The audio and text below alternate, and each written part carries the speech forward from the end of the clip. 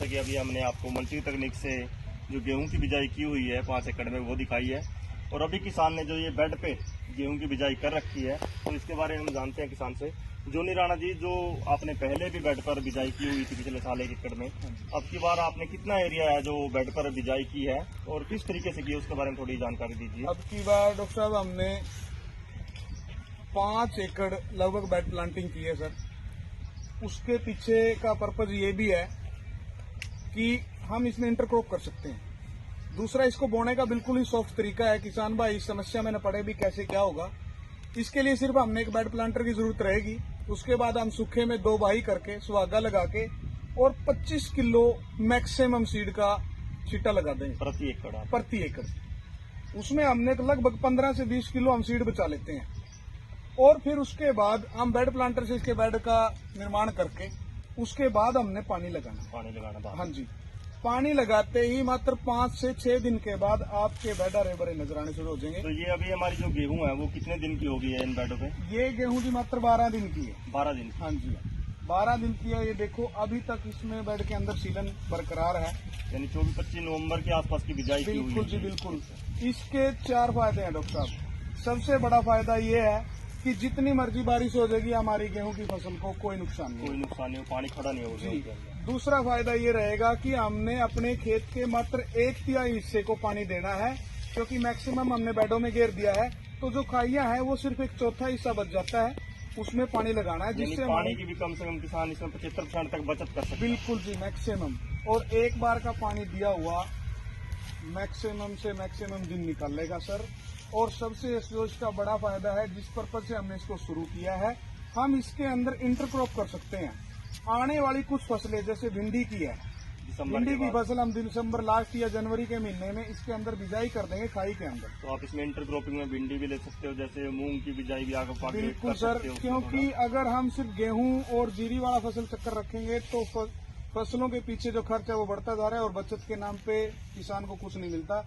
अगर वो इसी दौरान अपनी मुख्य फसलों के साथ साथ सब्जी की फसलें या मूंग की फसलें अगर ले पाए तो उसका बीच का जो फसल खर्च है वो निकल सकता है, और इसे हम नकदी फसलों में कन्वर्ट कर देंगे। यहाँ पे अभी प्राकृतिक तरीके से 10 एकड़ में धान की भी आपने पीछे इसमें रोपाई की, कुछ रोपाई भी की, तो कुछ DSR से भी आपने लगाया था प्राकृतिक खेत में। तो जो गेहूं की बिजाई आप करते हो हर साल, तो कितनी जो पैदावार निकल के आ जाती है प्रति एकड़, और कितना आपका इस पर खर्च आ जाता है, उसके बारे में थोड़ा जानकारी दीजिए। ये तो सर मैं बता देना चाहता हूँ कि शुरुआती सालों को छोड़ के उसके बाद हमारा जो प्रोडक्शन है वो बढ़ने की कगार पे है। और पिछले साल हमारी गेहूं की जो फसल थी उसने हमारे को लगभग 12 से 14 क्विंटल के बीच में प्रति एकड़ का जो हमें झाड़ दिया है, और हमने उसको डबल रेटों में हमारे घर से जो सेल हुई है उसके मुताबिक आप अगर उसको 14 की बजाय 28 बोल देंगे तो कोई कम नहीं रहेगा। अगर एक आम किसान के साथ हम अपना कंपैरिजन, जहाँ अगर हम केमिकल खेती से इसको कंपैरिजन में करें तो पैदावार है वो हमारी बेशक उससे थोड़ी आधी रह जाए, लेकिन जो दाम है वो उससे डबल से भी ज्यादा मिल रहे हैं हमें। बिल्कुल सर। और किसान के खेत से ही आपकी जो जितनी भी गेहूं है उसका पहले ही उठान हो जाता है, बिल्कुल। कहीं आपने मार्केट नहीं करनी पड़ती इसके लिए। अगर प्राकृतिक खेती आप ईमानदारी से कर रहे हो, उसमें आप अपनी 100% एफर्ट और पूरी वफादारी खेत के साथ निभाते हो, तो आप महाजन से भी बचोगे, आप मार्केट के उन उतार चढ़ावों से भी बचेंगे जिनकी वजह से किसान मात खा जाता है। सरकार की तरफ से कुछ प्राकृतिक खेती को बढ़ावा देने के लिए आपको कुछ विभाग की तरफ से कुछ आर्थिक सहायता या कोई ड्रम वगैरह पे सब्सिडियां कुछ ऐसा दी जा रही है? बिल्कुल सर, मेरे को प्राकृतिक खेती में हर तरह का सहयोग जो सरकार की तरफ से आया है वो मेरे को सबसे पहले मिल जाता है। और पिछली बार की जो डायरेक्ट सीडिंग के थे उसके भी हमारी मैक्सिमम सारे का सारा जो सरकार ने वायदा किया था, वायदे के मुताबिक वो सभी पहुंचा है। और मैं ये कहता हूं कि किसान अगर अकेला करना चाहे तो नहीं होगा। हमारे जो डॉक्टर साहिबान हैं उनकी टीमों का जो टाइम टू टाइम हमारा मार्गदर्शन है वो हमारे साथ बना रहता है, और उसका ये जितना एग्जाम्पल है कि रमेश जी और डॉक्टर्स की टीम हमारे खेत में आई हुई है।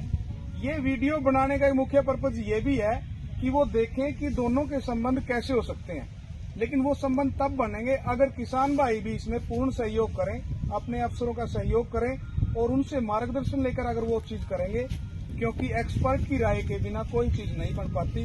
मार्गदर्शन ही आदमी को आगे बढ़ाने के लिए, और मेरा तो मार्गदर्शन डॉक्टर साहिबान पग पग पर करते हैं और मैं उनसे राय लेके अपने किसान भाइयों को भी देखता हूँ। तो जैसा कि किसान भाई देख रहे हैं कि प्राकृतिक खेती के तहत किसान जोनी राणा जी ने मल्चिंग तकनीक से भी गेहूं की बिजाई की है और बेड पर भी गेहूं की बिजाई की हुई है। तो किसान भाई खर्च को अपने जितना कम करेंगे उतनी ही किसानों की आमदनी है वो बढ़ती चली जाएगी और रासायनिक खेती की तरफ से जितना आप प्राकृतिक खेती की तरफ बढ़ते आओगे हमारा वातावरण भी उतना शुद्ध होगा, हमारे खाने हैं वो भी उतने शुद्ध होंगे और सबसे बड़ी जो जरूरत है हमारी वो है हमारी मिट्टी। हमारी मिट्टी जितनी शुद्ध रहेगी आने वाली हमारी जो पुश्तें हैं, जो जनरेशन है, उनको अच्छा पानी मिलेगा, अच्छी जमीन मिलेगी और जो पैदावार हमारे बुजुर्ग लेते आ रहे थे, जैसा हम लेते आ रहे हैं और आने वाली पीढ़ियां भी वैसी ही पैदावार ले पाए, उससे ज्यादा अन्न ले पाए, तो उसके लिए प्राकृतिक खेती की तरफ हमारा रुझान होना बहुत जरूरी है। आगे हम दिखाएंगे आपको किसान ने बेड तकनीक से सरसों की बिजाई की हुई है, उसके बारे में हम आगे